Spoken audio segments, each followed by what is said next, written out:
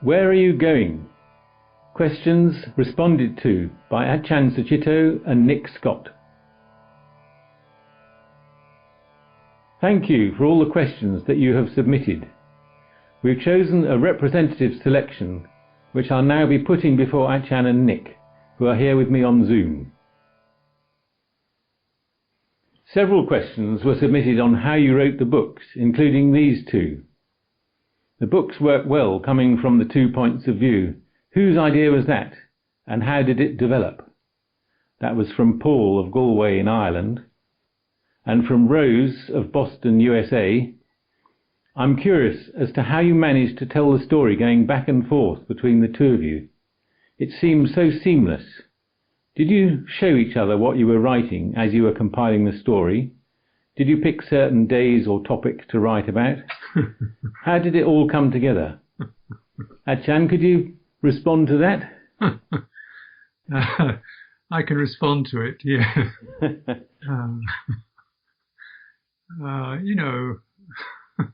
This pilgrimage was a sort of a constant ad lib, with certain ideas and plans and constantly changing and flowing along with it. And I brought along a little book with me just to write notes in, so I'd be able to give a record of what we did. But the diary got stolen, the book got stolen, so I just still kept some notes. And somewhere I think we're in Nepal.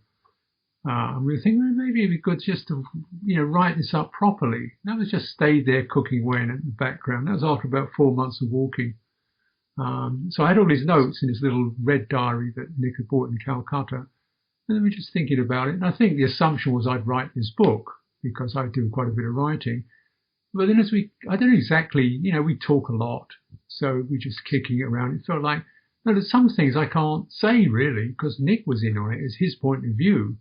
All kinds of stuff. It was particularly how he saw me and what he was going through and his view of it. That's very much part of the pilgrimage. And also the fact that you get the idea of two people in rather different minds operating the same scenario. That's part of what the pilgrimage is about. It's not just about walking on the ground. It's about digging down through your mind. And one of the big things you've got to do when you dig down through your mind is work out a relationship with other people and get to look at yourself and your attitudes. So in a way, that's part of what the pilgrimage is about, presenting those two attitudes together. So it's very important the two of us wrote something. Wouldn't you say so, Nick? What I remember is you writing the first 2 chapters and me reading them and thinking, this isn't my pilgrimage. You were effusive about the difficulties. You know how you can be uplifted by difficulty. I was reading it, thinking, this is the worst thing I did in my life. Especially that beginning, the opening chapter second chapter as we're walking, because, God, so then I said that to you, and you said, you kind of, you listened in the way you do, you thought about it. You said, well, if you'd like to make some notes, Nick, I'll express what you were feeling, So then you had another go at it doing that, and that didn't work, and we thought, well, I'll have a go at writing it. But of course the problem was I couldn't write. I still remember a car ride, driving in a car and asking you what you thought of what I'd written. And you were finally able to, looking out of the car window and not looking at me, you were able to let me have it full on, just how bad it was. You said, there's no description, there's no this. It's atrocious. Once we decided to write it, Ajahn helped me taught me how to write. That's how we ended up like that. He would go through my stuff and say, yes, Nick, but what were they wearing? Yes, but what were you feeling? And that's how it ended up like that. Yeah, and there are more adjectives than good and enjoyable in the language. There's very good and very enjoyable. You were always getting rid of my veries. Yeah, so then at that time we were then both living at Chithurst Monastery. This book took 11 years to write. Okay? So it wasn't like we sat down on a writing project. Nick was here to help out with maintenance in the monastery, and I was the abbot. So we were there together, and then when we had some spare time, one of us would just sit down and write something, you know. And so I think most of them started off as I'd write a section, and then, you know, and then, so I don't know exactly how we did that, but I'd write a section and then Nick would write something, and they'd sort of seem to fit. He'd pick it up where I went off, and often I think some of his stuff would be almost like an alternative view of what I just said, almost like two musicians riffing off each other. You know, I'm playing this and he's playing that. So that's how it worked out. This was 11 years. Yeah, I remember. I think I was doing some of the edits for you of those chapters, and I remember the first few chapters. It was all red ink everywhere, and then after a while, you know, there's hardly any. You know, it got less and less. Yeah, because eventually we got into a bit of a flow with it, but it was a slow process getting it off the ground because we didn't really have a clear idea. I had a kind of literary structure in my mind, which was there should be 28 chapters because of the 28 Buddhas, and each chapter should begin and end in the same note. So you see, the first chapter begins with the sound of the bat, and it ends with the sound of the guy snoring. So every chapter begins and ends with the same note. That was the frame, and then we just, you know, put stuff in there that would fit. And yeah, it seemed to. So after a while, it got into a bit of a flow. And then sometimes Nick would be ahead of me because I'd be too busy doing stuff, and I'd catch him up. And so it just worked. And then we look at what we'd written because it was a slow process. And looking at what we'd written and talking about it, when we got time, we'd start to develop a bit of a process of editing and saying what we felt about the other person's work, you know, how it came across and what bits were missing. And that would give me an idea, perhaps, of the next thing I wanted to say. Would lead on from that. I'd say that we contributed to, you know, obviously Ajahn is a better writer. So I tried to complement that deliberately by writing simply. You know, Ajahn's writing is so dense. I would deliberately try and write simple stuff and not try and do that at all, so that people would get a break, you know, and then they go back to something more interesting and dense, and then they have a little bit of, you know, I was hot, you know, walking along and stuff. But there's two things I think are really important. One is that we're both people who can be really honest about ourselves, and we don't mind being totally honest about ourselves and someone saying something about us if it's honest. You know, we don't have any sense of privacy around that kind of stuff, and that the fact that we're both like that made it possible, the book to be possible. I mean, sometimes Ajahn would say, "I'm not like that." You know, we'd have a debate over whether he was or he wasn't. You know, but, you know, as long as it was true, we could say it. And the fact that we were both writing meant we could both be honest about each other. You know, if one of us was writing, it's really unfair. You know, but if we're both writing it, you can be totally honest about the other person because the other person's going to do the same. And then the other point I'd make that I realised worked well is, as you heard, Ajahn very good at structure and themes and everything like that about a chapter, which I didn't think about at all until right at the end when I started some of the chapters. But mostly Ajahn would do that. But I'm a storyteller, so I had a sense of the overall arc of the story. So quite often I would say to Ajahn, "No, don't tell them that now." We'll save that for later, and we need to tell them this now in this chapter because later on they'll find that out. You know, so I think about the arc of the story. Excellent. And then when it came to recording the book for the podcast, there's a couple of representative questions. One's from Barry in Glasgow. In hindsight, would you think again about doing the mock Indian accents for the podcast? it felt out of touch rather than offensive, but some might see it differently. And Noel in Coventry wrote, "You both read the book well. I particularly enjoyed some of Achan Suchito's readings. It all sounded relaxed and natural. How easy did you find that to do?"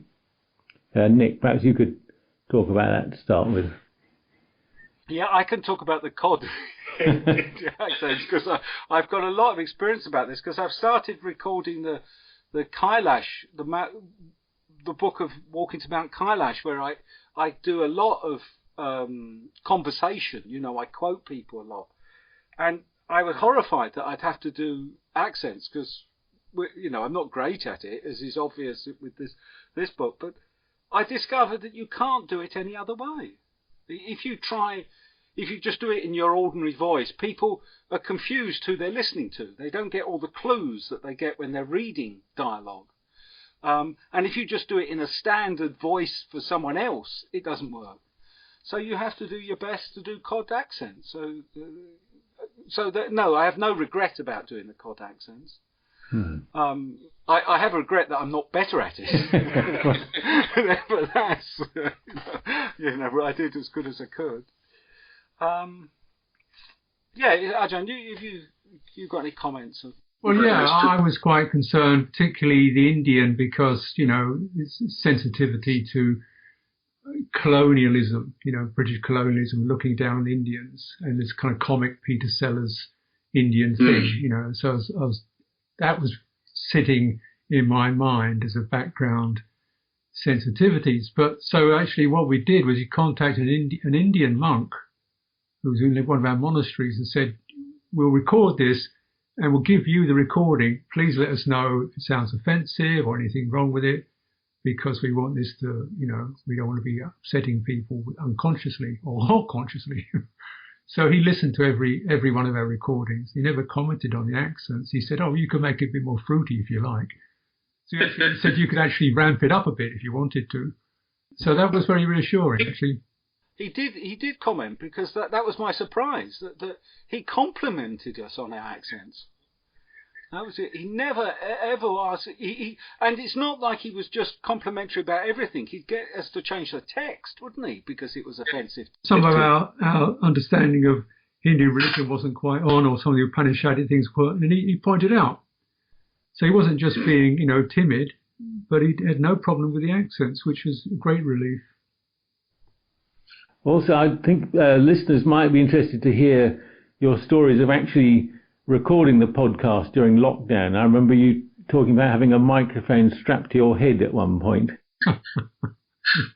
Yes, relaxed and natural. That makes me laugh. Yeah, because it was extraordinary. Because I only had this very simple, I didn't have a proper mic. I had a little dictaphone. And if I had it in front of my mouth, you get the sound of the breath. And so the sound engineer was saying, "No, it's too soft and too much breath on it." So the only way I could get it near my head was to put a rubber band around my head and strap it upside down to my temple. So it was beside my head, very close to my voice, but my breath wasn't hitting it. And so even then, you'd sit there and I'd creak my chair, and so he said, "Don't move, because if you creak your chair, that sounds. If you tap your fingers on the table, that sounds. So don't move." Don't move, and be careful with your breathing. So, so it took a while to get used to that kind of being that strapped in. And I think it was fundamentally, I think the first chapter went rather well, because I was and then the second chapter, it wasn't so well. And Nick commented, "This doesn't sound very lively anymore."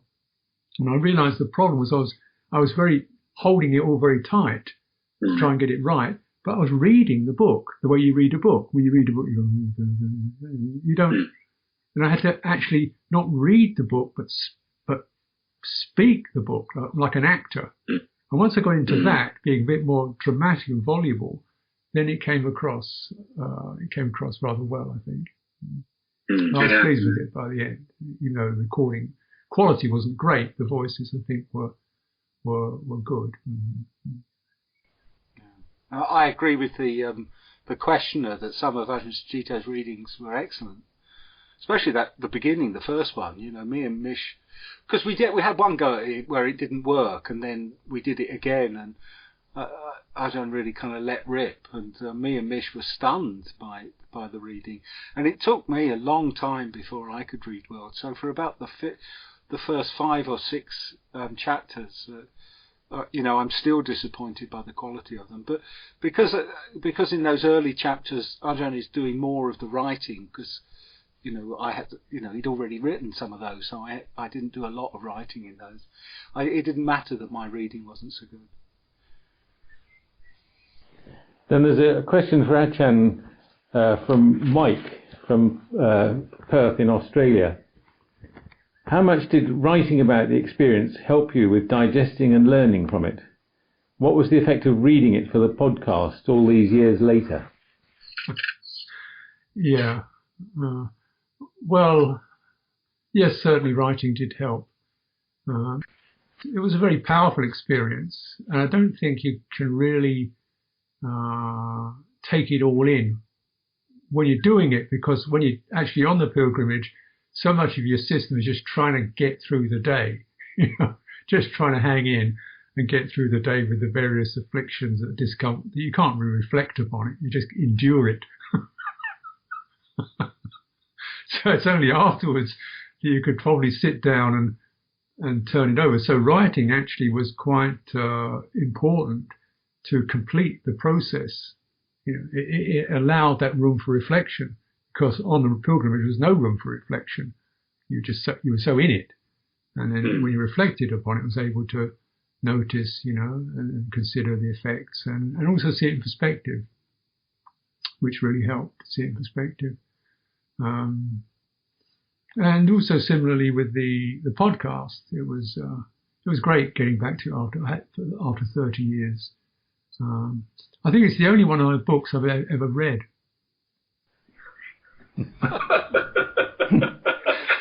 You've also said it's the only book of yours you haven't wanted to rewrite.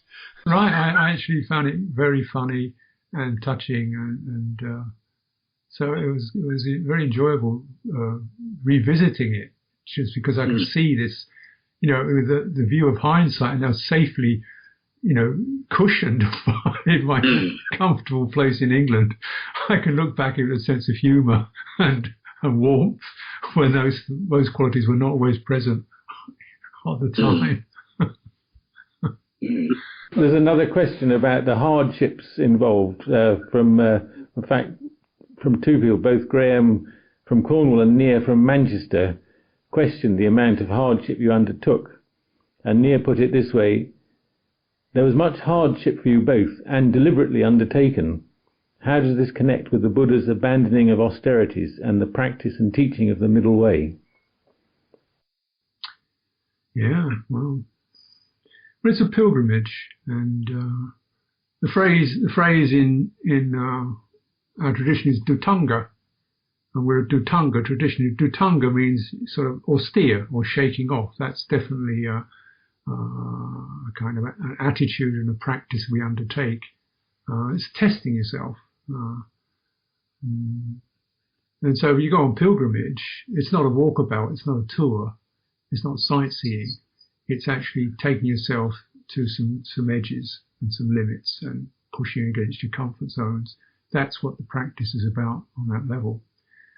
Now, it's the Buddha's middle way was really midway between deliberate mortification, such as refusing to eat, or standing on one leg, or growing your fingernails long, or not cutting it. I mean, really deliberate punishment of the body.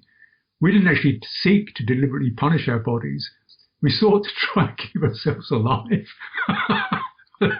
That was our attitude. It was not, let's make it worse, but actually put yourself in a testing situation. It was not asceticism. So the Buddha was against asceticism, but not austerity. If you look at the way the Buddha lived, for most of us, that would not be the middle way. That would be considered an extreme. But actually, that's what he considered the middle. The middle has moved. And for a samana, you're a renunciant. For a samana, you are someone who's renounced. It means you've given up the security of home, comfort, guaranteed food. that's the standard for a summoner. And if you go on pilgrimage, then in some ways you try to live up to that standard and test yourself, patience, resilience, and looking at what it brings up in your mind. What do you think, Nick? Yeah, I'll just say something about that. That I was contemplating it as Ajahn was answering, because I've done several pilgrimages. I've done one with you, Sam, when we walked across Connemara to Croagh and then out to Caher Island.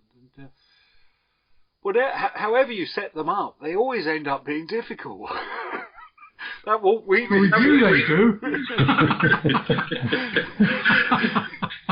It's just. But it is definitely part of it. It's the overcoming of difficulty and working with difficulty. The two big walks I've done, the two big pilgrimages I've done, which is this one, and the one to Mount Kailash, were, I think, the most powerful things I've done in my spiritual practice. They're both things that really, there was a real change that came about through them. So. And part of that was the difficulty.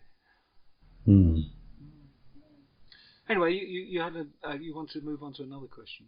Well, not really. It's the same theme in a sense, to do with austerity, but it's a question from Marion from Scotland, and she said, as two privileged Western white men, do you still feel it was necessary to adopt such an impoverished lifestyle in a country where the vast majority live that life for real?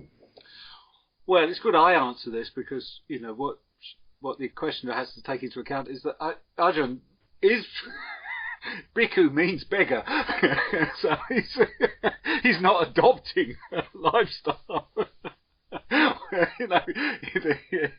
So for him, so it's really only me to answer this. Ajahn was just being a bhikkhu, which is what he will be anywhere. This is something that me and my partner Michelin think about a lot, because we travel quite often to third world places and places where not many foreigners go, and it's a very delicate thing when you're doing that, to not upset that culture with being rich, with having lots of money, but then somehow on the journey being of benefit when you can, in a not upsetting way. So first of all, I don't think on this pilgrimage we actually, I deliberately gave away the savings I had before I started. I didn't own anything. I didn't own a house or a car or anything. So I gave away the savings I had to a charity, so that I did go poor, and Ajahn was poor, because I thought that was appropriate. Normally, when travelling, I wouldn't do that, but I'd still try and live in the way of the people I'm passing through, because when you do that, the natural friendliness and kindness of that culture manifests. And if you've got too much money, you kind of destroy that. They instead see travellers as something to get something from. But you can pass through a society and give little gifts when you stay with people. On this pilgrimage, the only thing we had was those photographs of ourselves, but people like those.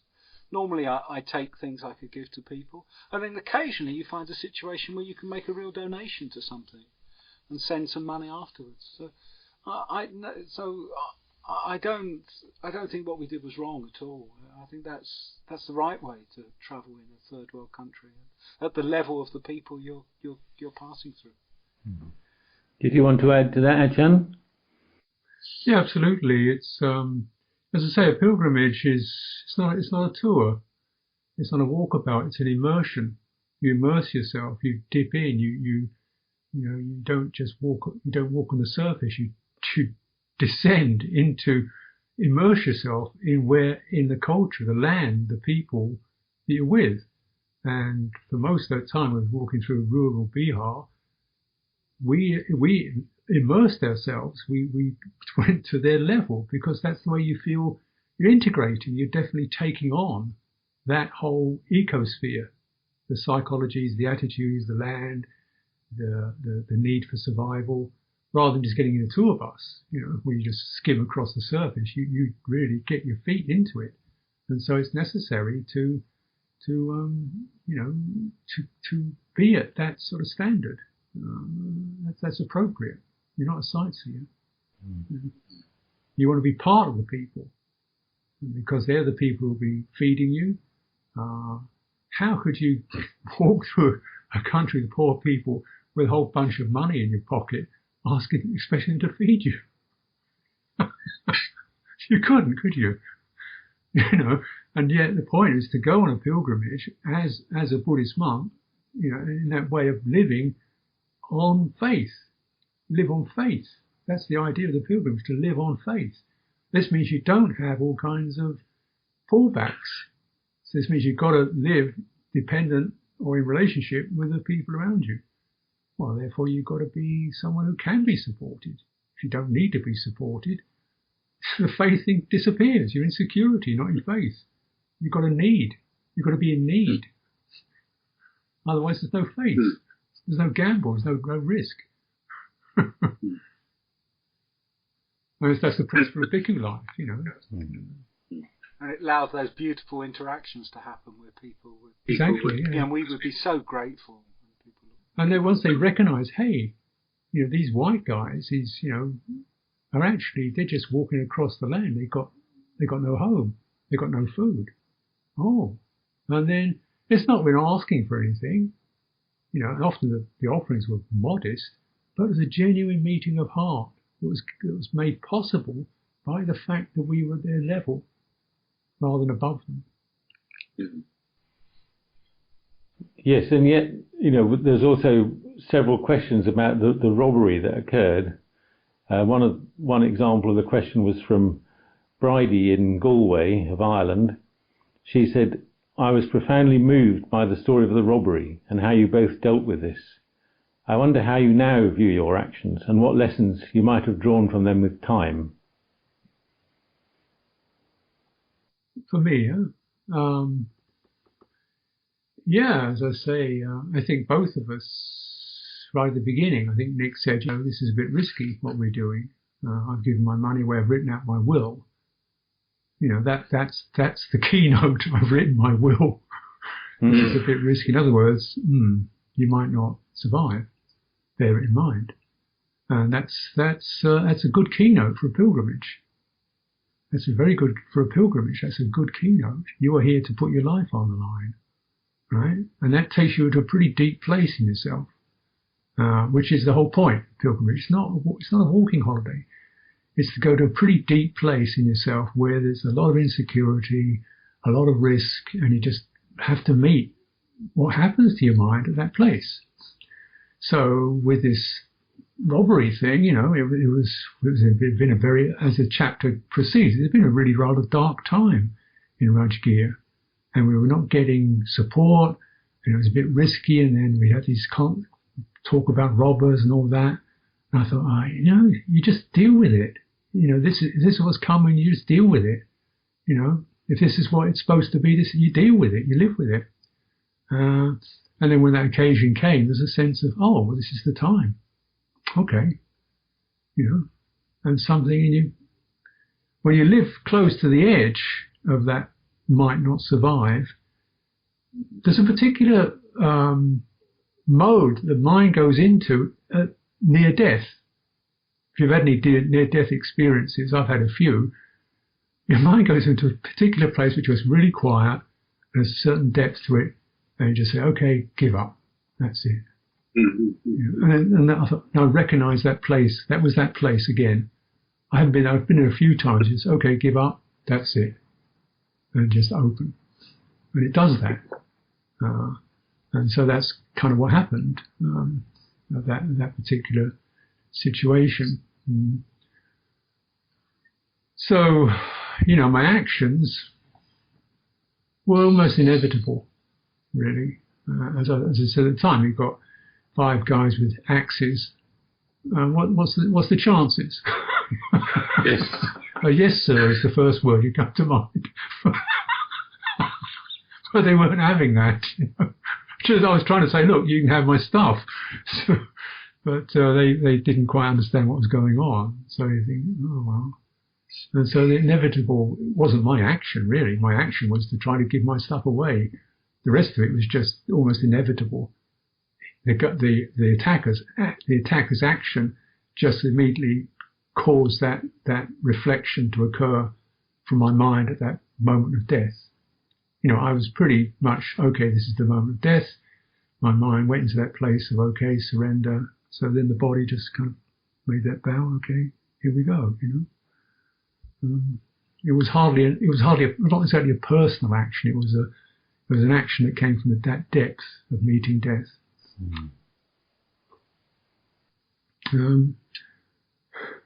What lessons you might have drawn from them with time? Well, I think there's a certain confidence in the mind. I don't live at that place of near death most of the time.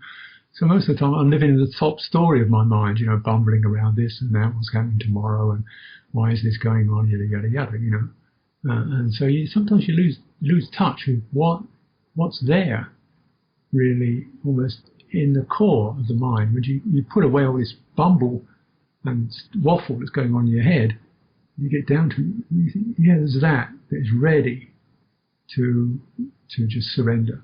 And I found that very encouraging. And then you don't want to forget it, because it's essentially, death is the most normal, natural, inevitable thing. You should live with death all the time. It helps to keep your life in order from being arrogant, greedy, possessive, caught up with grievances and grudges. You just use death as a house cleaner, so you're ready to go, because you will go.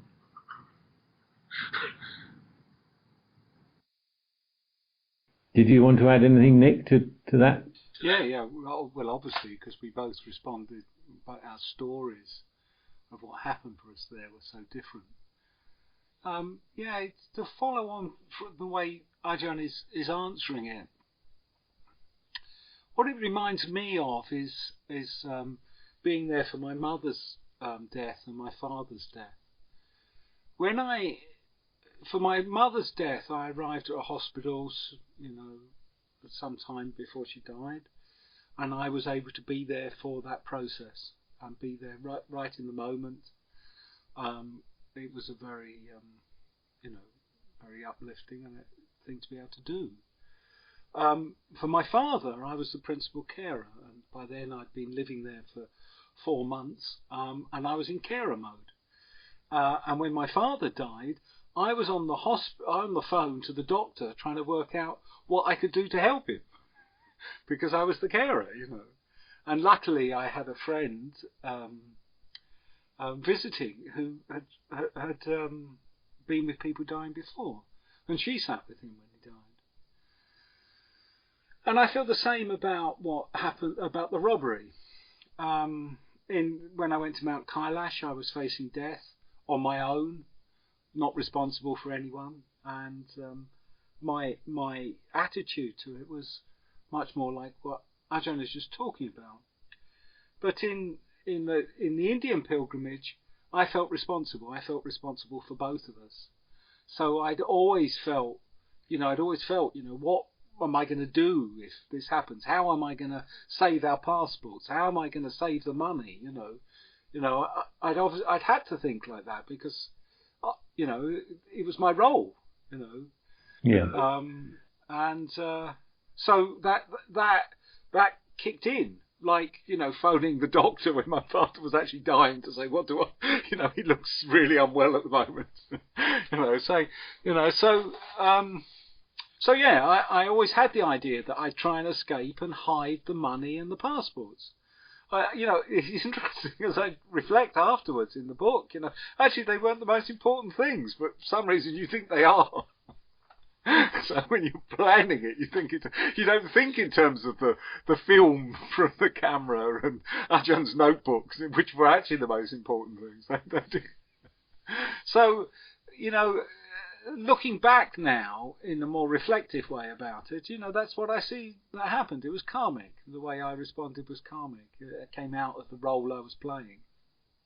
and I didn't get the opportunity, to deal with it in the way that Ajahn did. And and as I express in the book, I'm just so glad that I didn't die then, because I would have died with the mind of as what I express, the mind of a hounded water buffalo.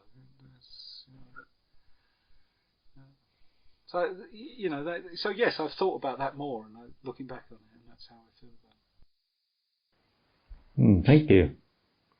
Then there was also a question about the relationship, because obviously it was a very intensive relationship between the two of you during the pilgrimage. And there was a question from Jane from Stansted in Essex, asked you to comment on the value of being in a relationship for Dharma practice as opposed to living and travelling alone. And perhaps, Nick, you could talk about that. Okay, yeah. Well, obviously, I mean, the book itself is a demonstration of how useful it was to be in a relationship to do that pilgrimage. It was essential. If you were doing it on your own, it wouldn't have been the same. The added dimensions of doing it with someone else was really important. And I think relationship is important in Dharma practice. And I'm a lay person, and I spent 10 years at Chithurst Monastery with kind of 1 foot in a kind of monastic situation and 1 foot out, and I really get an appreciation of what, how monasticism is about relationship. I mean, they're all in this large family together, and it's a very important part of their practice. And as a lay person, I see its relationship outside is important for the same reason, that we're designed to be in relationships as human beings. And I just think it's much more difficult for us as lay people, because we're then in a relationship, that has a load of programming around it about reproduction and how a male and female interact and all of that, there's loads of expectation out of that, and that the other person is going to supply this for me, and that person might think I've got to supply things for them, and expectation, and that's what's so lovely in a monastic family situation. There isn't this expectation of what they're going to supply with each other to support each other. There's not the same kind of. They are very supportive and very kind and all that. The relationship stuff is all there, but without the same extra thing that we get in lay life.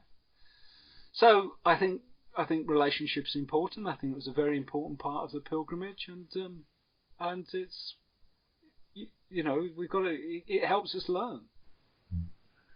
I think as a layperson, I teach now, and I always give this advice to people. I think being a layperson and trying to live on your own is a very lonely way of living. Because when you're in a relationship, you have someone to love.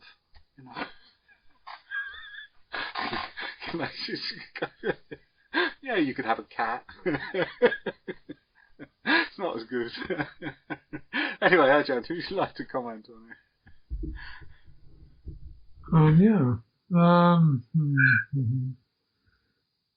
Well, I would agree with everything that Nick has said, really. It's important to love, and to know love isn't romantic. It's about being spacious and allowing and supportive. It's not romantic. It's not sweet, but it's absolutely necessary and fundamental to human beings. If we don't love in that way, then something in us hasn't properly grown. I think love is a very, very sullied term for the qualities of heart that are possible, and between people, spaciousness, giving, generosity, patience, compassion, affection, and all that. And that's certainly, I think part of the pilgrimage, because so monastic life, you are together, but you're not together 24 hours a day. Through thick and thin till death us do part. So, and you're not, with each other in duress, and the other person's getting sick, and you've got a headache, and you don't feel very well, and you don't agree, well, there's nowhere to walk off to. You've got to stick together. You can't just turn on your heel and go somewhere else. So it's something you have to keep giving. And to me, the one of the key features of it is that we're both willful people. I'm sure everybody is willful, but you don't get to be what I'm doing or what Nick's doing if you don't have any willpower. Some sense of personal push and willpower, and then that wing's got to soften, because you're not going to get it going the way you want it to if you're with somebody else who also has willpower.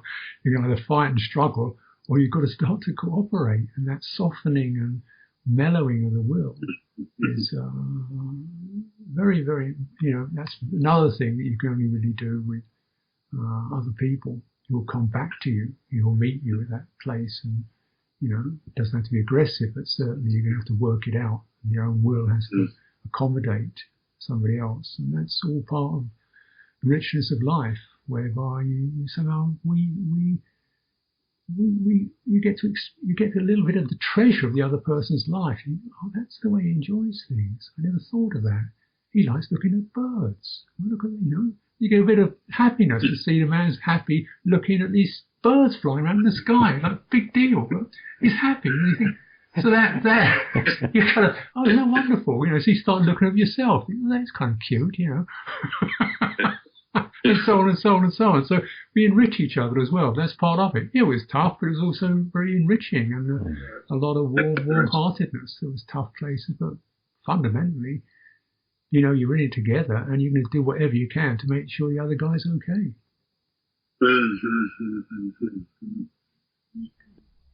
I think Ajahn right. The heart, it gives the opportunity for the heart to be in the experience, being with someone else. And I was just reflecting as you were speaking, if you were to do a pilgrimage on your own, it would be like travelling on your own, where you can just move on when it all gets too much, or duck out of something. It wouldn't have been half of it as an intense an experience or rewarding experience if you were doing it on your own. Well, there's a question. In fact, many people asked you to comment on how the pilgrimage has affected you, such as Gary from Edinburgh, who asked, overall, the journey seems to have been transformational for you both. Is this the case? And if so, what have been the long-term changes and effects in your lives? Ajahn, perhaps you could kick off on that one. Thanks. Yeah, I think I've answered this in several respects already, pointing out the values of it and the meaning of it and the long-term benefit.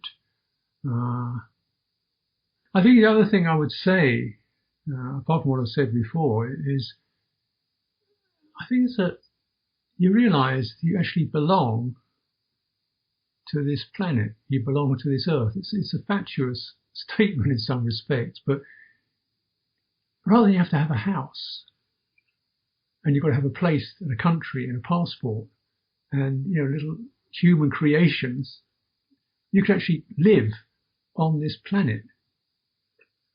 With the trees and the villages and the whole thing. You're part of it. You're not perching on it. You're part of it. It feeds you. It supports you. You lie down on it at night. You get to understand it, and you feel very much more integrated into the planet. I think before that, my mind was always assumed, I live on a map in this particular district, and I get on a road and go to another little zone. But the territory in between the two, I don't really know it. I don't know the land. And this feeling of belonging to it. So I quite expected when we got back to Britain to walk from Heathrow up to Amawaddy, why not? And sleep out somewhere or other in a ditch somewhere. So that was interesting. Certainly the self-centeredness, the self-will got immensely dented. You have to surrender so many times. Eventually that sense of surrendering to what's happening rather than pushing through it or dismissing it. That sense of opening to the situation was hugely enhanced by that practice, and recognition of grace. It's a Christian word, but you can get to those places where walking sometimes days across pretty barren hillscapes, and something will come up that helps you. You know, somebody will turn up in some mysterious junction of a path. There'll be somebody standing there who'll say, "Oh, you must come to my house." You know, how's that happen? You know, how's that happen? We're walking through the jungle in Nepal, right? We come out through this jungle, we meet this American woman living in a tourist hotel. Hey, you guys, you want to have a Coke? You know, where does that come from?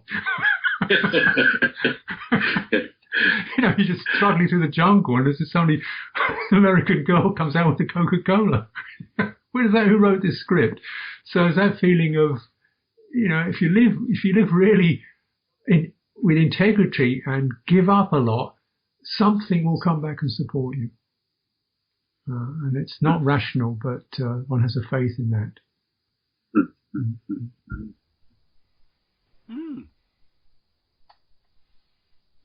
I remember asking you quite a long time ago, Ajahn, what do you think about grace? And it was the only time I ever got you were stunned into silence.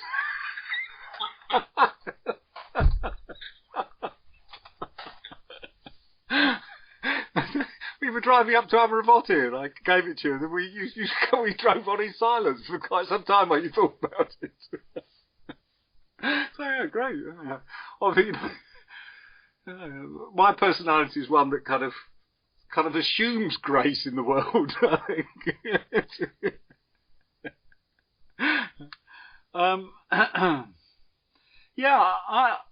Very transformational.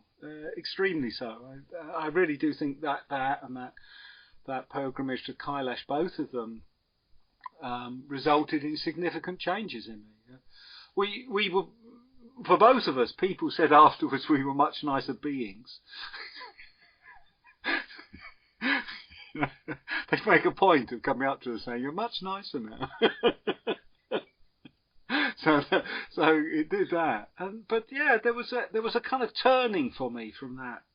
It obviously totally humbled by it. So at the time you don't see change, and now I know enough. I understand practice well enough to know that when there's real humility like that, when you're really humbled, it's usually a very good sign. But at the time, I just felt totally humbled and useless, and only looking back do I see the change. But yeah.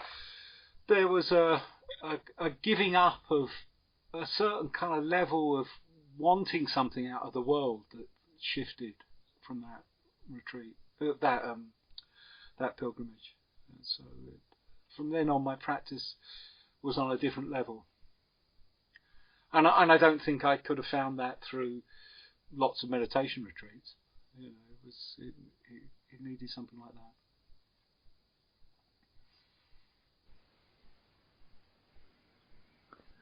Okay, then there's a couple of questions from Sirimedo Bhikkhu, writing from Canada. The first one is for Ajahn Sucitto. What are the most important things you learned about being a samana from being one in India for 6 months? What kinds of new understandings and perspectives did it inspire or really bring home in you about being a samana specifically, being a bhikkhu?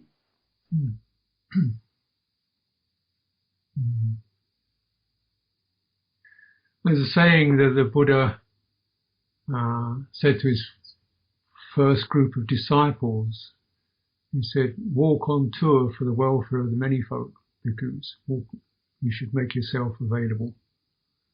Let yourself be seen in the world." So, we've become monastic. And in other words, monastic, the one who sticks in a monastery. But that was not the foundation. The foundation was the road, the wanderer. To me, that's always been a much more deeper sense of what this life is about. It's a road. It's not a house. It's not a fixed situation. It's a transit. And that occasion in India really made it very obvious, because one was walking on a road or a dirt track. You're on the move, with not much future. living on the present moment. And that sort of takes you back to the root of what the foundation that the Buddha and his early disciples lived on. And so you really feel like you're much more in touch with the original modalities of the gone forth life.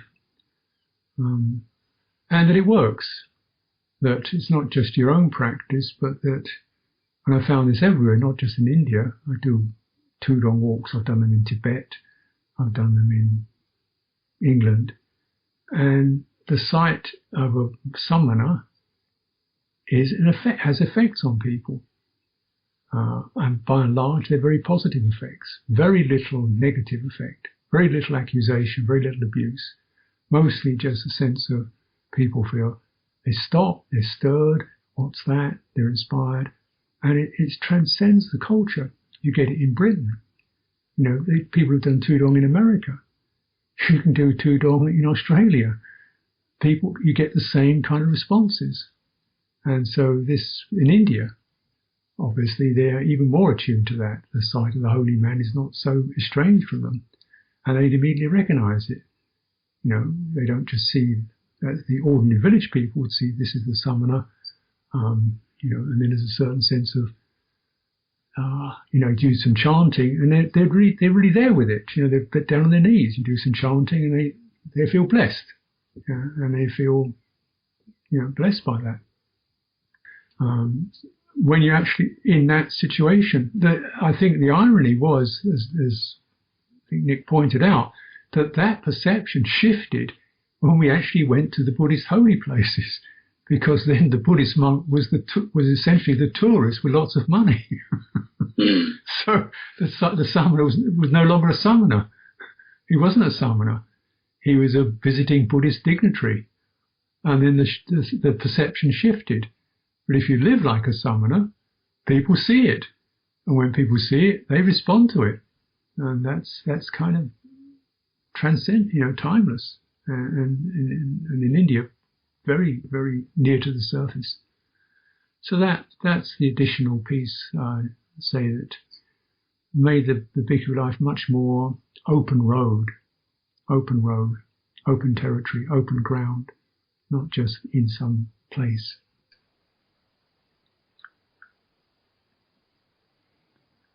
And then that's Venerable Sirimeda asked Nick particularly, what kind of new ways of seeing the actual life of the Buddha and his immediate disciples arose from really being there on the ground? Oh, there was so much. I mean, the depth of understanding of the teaching that I got from just living that life, and obviously also just my appreciation of what a bhikkhu is, what Ajahn has just been saying, my understanding of, when it comes to supporting a monk or whatever, or a nun, the depth of understanding of what they're about, really, I got a lot from the pilgrimage. And then, yes, that goes on resonating. I read suttas and I picture India, I picture, how we were and what we were doing. So I can really understand, not just the analogies, but the way he's attempting to set up a life, and it really allowed me to understand it so much better. I'd really recommend to anyone serious about Buddhist practice to go on pilgrimage. As Ajahn said, we're both strong characters. There's not many who could do what we did. I'm not recommending you do that, but do something. Do a pilgrimage where you're spending time at the holy places. Don't do the rushing around in a bus business. Take your time. And I went back with a group of people who I teach. I offered to take a group, and we walked into some of the holy places, like me and Ajahn did. We walked into Bodh Gaya. We several of them. I realised, we could just walk for a day. The coach can leave us off there, and we'll walk in. And because I wanted to share with them the experience and give them some flavour of it, but both men and women, and they were so appreciative of it. But it was really difficult. I should have known. Everyone was pushed to the limit by it. But everyone was wonderful afterwards. So I really recommend anyone who's serious about Buddhist practice, use the holy places in those ways, not just for the tour and the kind of effect of the thing, but to really immerse yourself in India and where the Buddha taught and lived. It's meant a lot to me in my life. Thank you. There's a question from Irwin of Massachusetts, USA. What from your journeying might inspire and help your listeners who wish to connect Dhamma with environmental conservation, both in day-to-day practice and in theory?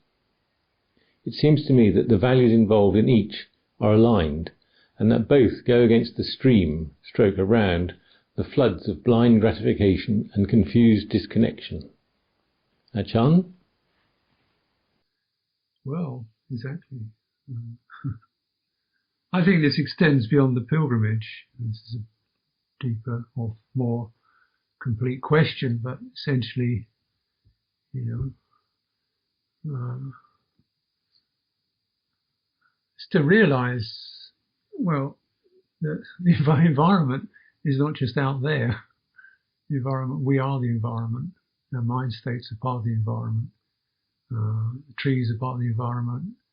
My body's part of the environment. My state of mind is part of the environment. My social attitudes are part. They're all knitted together. And Dharma, by works fundamentally on my own mind, but works on my mind in relationship to the physical world, to other human beings, and so forth. So it actually, Dhamma is about the law that unifies the cosmos in its psychological and physical manifestations into something harmonious. And there's the relationship, and it's the duty of the human being to establish the moral compass within that, that sets everything right. With basically the very simple law: you do unto others. You don't do unto others what you wouldn't want them to do to you, and you just keep extending that beyond human beings to other creatures and so forth. Deep respect, non-harming, and integration. Then you feel a sense of harmony. That means you don't get the incredible needs that the isolated human being experiences. If you feel more integrated, it's amazingly satisfying. Some of the happiest, most satisfied times I've experienced have just been sitting by a campfire out in the wilderness. You feel completely happy. You don't have a whole lot of stuff, but there's something about just being really in the environment that is harmonious. So, virtue or non-harming is part of that. The other big part of it is renunciation as a Dhamma practice. And it becomes so staringly obvious these days that we've got to do some big time renunciation because we're living way above the limits of what the planet Earth can provide. And people don't want to hear that, but it's the truth. This Earth cannot provide the material support for the lifestyle that people in Europe and America live by. It cannot provide that. So you've got to do some renouncing. And instead of seeing that as a somewhat miserable experience, if you get a sense of integration into where you're at, it's a happy experience because you're casting off all this clutter and these agitations that get in the way. And so, that's a big part of it. The pilgrimage was a pretty deep end renunciation practice, and I wouldn't expect to live at that standard all the time. But it does remind one that one can live pretty, way below the standard and get by. and even living, one can live more comfortably than that in a renunciant form, and that's very important at this particular time. Yeah, And the other thing is generosity, because if there's generosity, people are sharing. People are less needy, less crime, less violence, less jealousy, and probably less children. Children in India are basically your insurance policy to look after you. Well, if we look after each other, you don't need to have 10 kids. You don't need to have 10 kids in case 8 of them die. So we've got to look at how does this population stop mushrooming? Because again, it's just simple arithmetic. You cannot keep having more and more people on the same landmass. So what about renunciation in terms of looking at why is it that we need so much? And if we share, you've got people who have $100 billion of personal wealth. That's more than a country has. Couldn't they share it out a bit? When you look at the statistics where half, I think something like 20 people have got the wealth of half the planet. I'm not blaming them. I say something about the system that created that is completely out of whack. So there's got to be sharing and generosity. Otherwise, we're finished on all levels, not just physically but psychologically. We exhaust the earth. We also exhaust our sense of trust, companionship, love, the things that human beings are good at, which is love, morality, and wisdom. If we lose those, we just got a bunch of money, but we're basically dead on a dead planet. The Dharma encourages, renunciation, generosity, and virtue, kindness. And this is the antidote.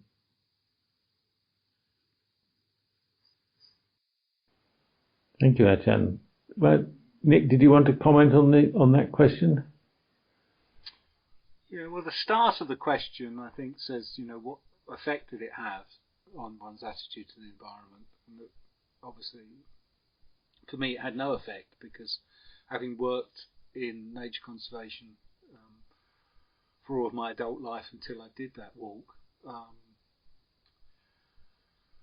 I knew it all. The sense of seriousness that people are starting to have now. If you're a trained ecologist, ecologists are about understanding systems, how everything affects each other. I was seeing that in the 1980s, and the 1970s, or the early 80s, and leads to a sense of despair.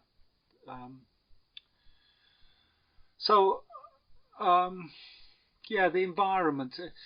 Everything Ajahn said is right, and that's why I stopped working in nature conservation.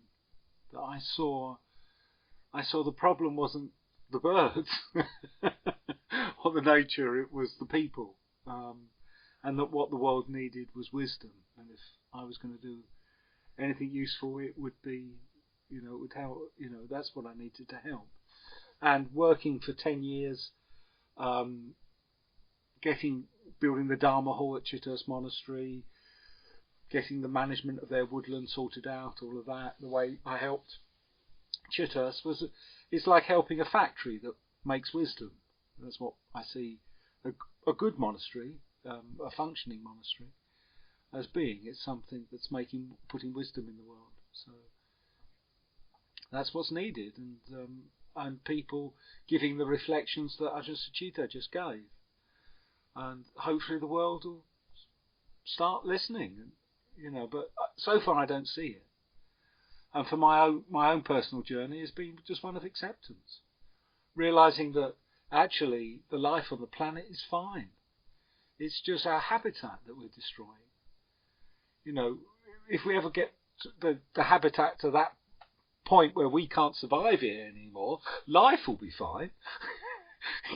Something will survive, even if it's a cockroach and one daisy or whatever, and then over 1 million years life will evolve a whole load of biodiversity again. So yeah, we've got to wake up to this planet. But still, I see a process as happening. There's just when you stand back from it, there's a process. There's the consumption of biodiversity to make cultural diversity. In 1,000 years ago, everyone would feel the same about cutting down a piece of woodland and building a hall there or some building there. They'd see it as an improvement. Now, we're at a situation where some of us think cutting down the rainforest to make more complicated cities, to make iPhones or whatever, isn't worth it. But there's still a hell of a lot of people out there who think iPhones are more important than the Amazon. So there's still a long way to go, And my own personal journey is one of doing what I can to bring wisdom into the world, and when I have an opportunity to do something to protect the environment, there's a few situations where I've been able to do that. I do it, but also accepting it's what's happening, because a lot of people like me working in nature conservation really suffer from this. Have a sense of despair, and I don't have that sense of despair anymore. I've accepted it. This is what's happening in the world.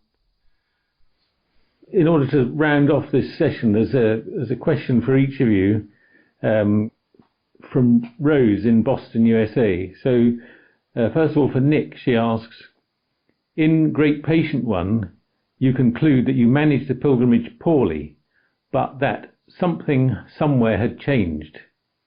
Do you still feel that way about your handling of the pilgrimage? And can you talk more about those changes? Wow.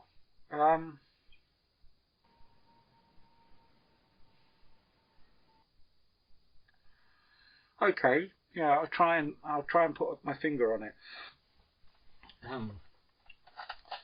Yes, I still think about it. I look back on it as a very significant point in my own practice and my own view of the world. And I think I'm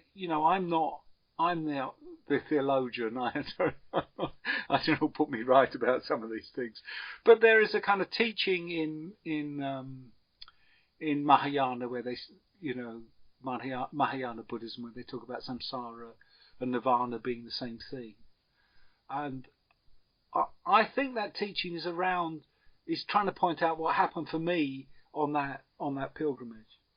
Until my practice until that pilgrimage was very materialistic, in that I was seeking release, seeking something from the world, seeking experiences of wonder or release or whatever you want to call it, or enlightenment seeking, and there was a turning that happened then, that I can only now look back on, and see now, is that I was just interested in what was in the way. After that pilgrimage, I was interested in how I make suffering for myself and suffering for others. My focus was on that, not on what was there when that was dealt with, because the mind is content, happy, joyous, etc., when it's not burdened with this conditioning. So I was, I turn, and I can now see that was the point. It was from that pilgrimage onwards that the way, how I was going about practice changed. So and from then on, I wasn't seeking from my practice in the same way. So I think that's as good as I can express it. I don't think I've ever said that before. But looking back, that's what happened. Excellent. And she puts it question for you, Achan. So what is your answer? Where are we going? Is the answer different for everyone, or is there perhaps no answer? In the Great Patient One, you offer cryptic phrases like, look, it's like this. and that's the way it is. Just wondering if you can expand on your insights.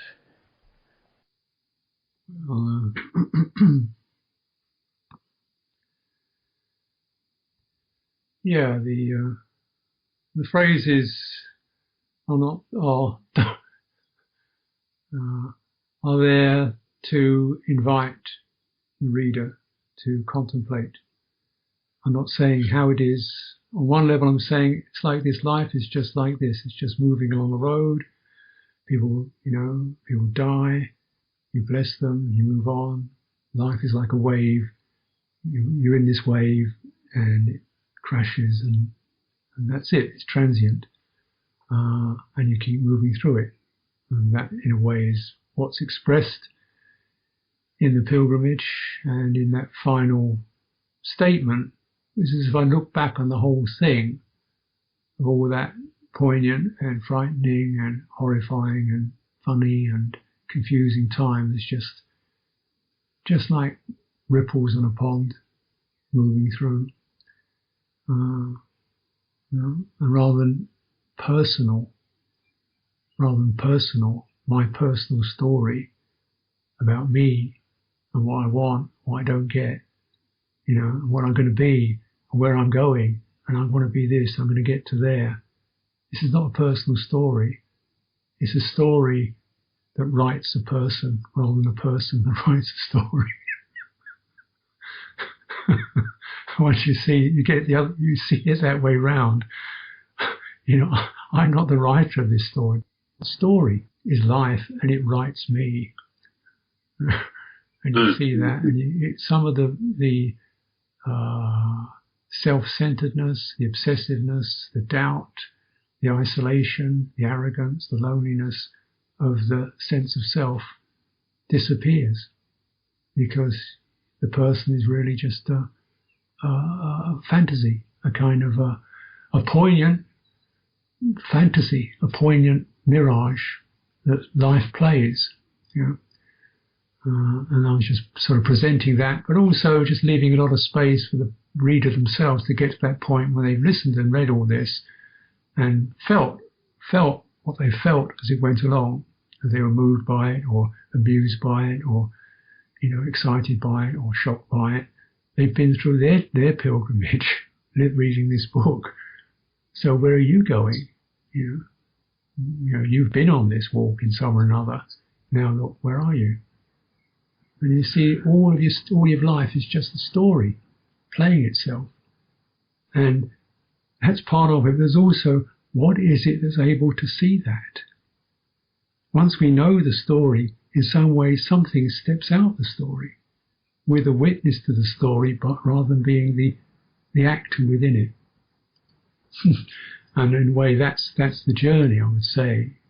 One expression of the journey, spiritual journey, is not to get to some new place where I can be, enlightened or happy or whatever. I'm going forward, but no, I'm going deeper beneath the illusion of self. I'm penetrating that. That's what this whole journey, life journey, pilgrimage journey, book journey is about. That's where we're going. And we don't finish the journey until we finish that process. But it's up to the reader to consider for themselves.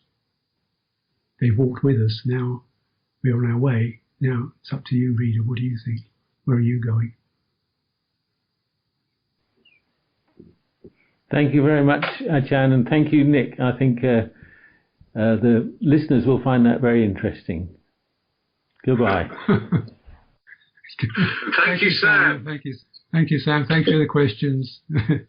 Yeah. Yeah, great questions. Well done, whoever sent them in, all those who sent them in. And big thanks to Mike, who's helping to edit sound editing together. And thank you for everyone, and Patrick and everybody who's put the podcast together.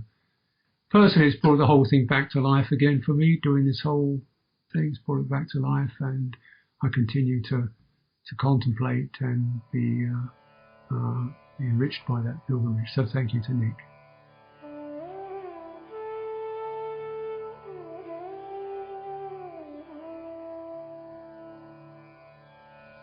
Well, that is the end of the Indian pilgrimage, but not the end of this podcast. As you heard in the answers, Nick has been recording the account of his pilgrimage to Mount Kailash in the footsteps of his teacher, Achan Sumedho, which also recounts Achan Sumedho's pilgrimage. We will start posting the weekly chapters here on this site in October. After that, there may be more accounts read by others.